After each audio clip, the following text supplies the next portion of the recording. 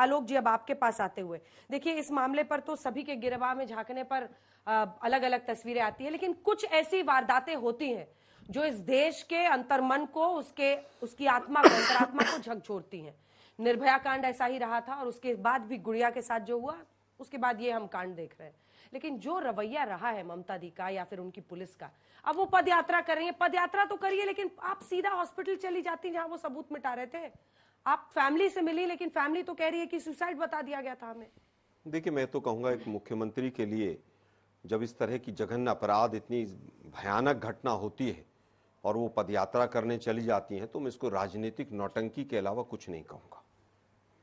ये केवल राजनीतिक नौटंकी है। आप मुख्यमंत्री हैं, आप देश की, वहां की राज्य की आप मालिक हैं वहां की। आप पुलिस को, प्रशासन को एक फोन पे टाइट कर सकती हैं। आपको पदयात्रा करने की आवश्यकता पड़ रही है तो एक रेजिग्नेशन ले जाके गवर्नर को दे दीजिए कि मैं यहां पर पुलिस प्रशासन की व्यवस्था को नहीं चला सकते। अगर आपको ही पदयात्रा करनी पड़ रही है, ये केजरीवाल स्टाइल में जिस तरह से चल रहे हैं कि भाई कहीं पर भी अपना बैठ जाओ, धरने पे बैठ जाओ, अरे भाई आपको जनता ने चुना है। सर, अभी दोस्ती टूटी है। देखिए, दोस्ती की बात देखिए, आज का विषय, फिर राजनीति करेंगे तो मेरे पास बहुत कुछ है बोलने को। नहीं, वो तो रहता ही है। हाँ जी। अब आपने कहा कि वहां पर, मैंने कहा ममता जी के ऊपर हमारा स्टैंड क्लियर है बिल्कुल, लेकिन एक वीडियो मेरे पास भी है। ये वीडियो, ये अंकिता भंडारी की मां को पुलिस पीट रही है। ये पुलिस वाला अंकिता भंडारी की मां को मार रहा है। अगर इसमें एक्शन लिया गया होता तो आज ये नौबत वहां भी नहीं आती। अगर 4 पुलिस वालों को पहले कहीं पर सस्पेंड किया गया होता तो शायद ये नौबत नहीं आती।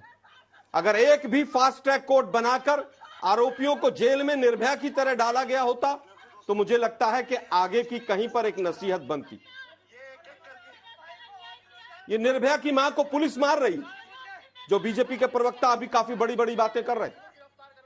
मैं केवल ये कह रहा हूं कि इसके ऊपर राजनीति नहीं होनी चाहिए। अंकिता भंडारी, गलती से आप निर्भया बोल गए। नहीं, निर्भया केस में जो हुआ, निर्भया केस में पूरी दिल्ली सड़कों पर आई, देश के तमाम कोनों से आए, और दिल्ली पुलिस ने, हमारी सरकार थी, दिल्ली पुलिस ने पूरी परमिशन दी, राष्ट्रपति भवन के बाहर तक वहां पर आंदोलनकारी रहे, और इस तरह से प्रोजेक्ट कर दिया विपक्ष ने कि जैसे रेप भी कांग्रेस नहीं किया।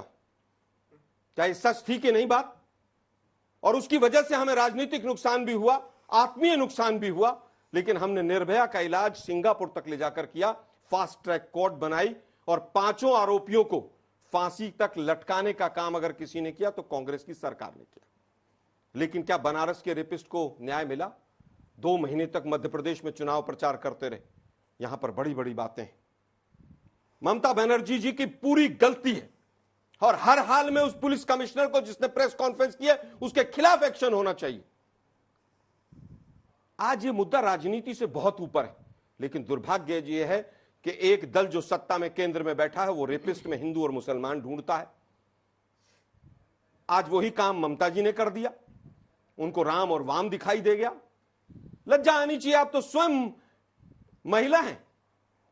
आप कहती मैं फास्ट ट्रैक कोर्ट बनाती हूं, मैं यहीं पर धरने पे बैठी हूं, और 2 पुलिस वालों को सस्पेंड करती, बाकी सबकी गर्दन सीधी हो जाती। आज सीबीआई के पास केस है। अब सीबीआई को चाहिए कि जितना जल्दी हो सके तमाम सबूतों को इकट्ठा करें। हाँ। और अगर किसी पुलिस वाले ने वहां पर सबूत मिटाने का प्रयास किया हो तो उसको सलाखों के पीछे भेजने का काम करें। ठीक है, पुलिस वालों के खिलाफ भी कार्रवाई होनी चाहिए। बिल्कुल 100% पुलिस वालों के खिलाफ अगर किसी ने भी सबूत मिटाने का काम किया है तो उसके खिलाफ कार्रवाई होनी चाहिए। एक सेकंड में मैं अंतिम बात कहना चाहूंगा, लेकिन जो आज लोग इस मंच से कह रहे हैं कि पुलिस वालों के खिलाफ कार्रवाई होनी चाहिए, उनको ये अंकिता भंडारी की मां को पीटने वाले अधिकारी को भी सस्पेंड करना चाहिए। मैं अंकिता भंडारी पर आपसे सवाल पूछूंगी, लेकिन आपके पास भी आऊंगी।